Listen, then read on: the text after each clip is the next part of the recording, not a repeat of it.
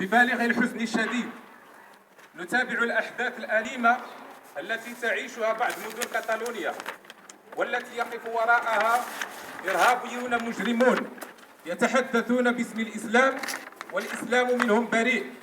هذه الأعمال الإرهابية سقط على إثرها الكثير من الضحايا الأبرياء بين قتيل وجريح، منهم الأطفال والشباب والنساء والشيوخ.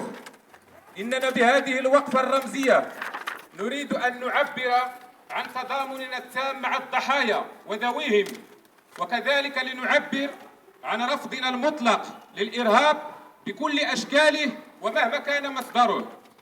إن ما تقوم به هذه العصابات الظلامية لا يمت للإسلام بصلة، ويجب علينا أن نوحد جهودنا ونتعاون لمواجهته وهزمه، لأن الإرهاب لا دين ولا ملة له، وهو خطر علينا جميعا.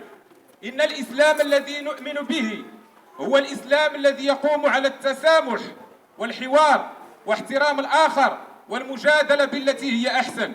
وفي الأخير نجدد تعازينا لأسر الضحايا وتبرؤنا من المجرمين الإرهابيين القتلة، والخزي والعار للإرهاب. وعاشت كاتالونيا آمنة مطمئنة متنوعة متعددة عادلة، والسلام.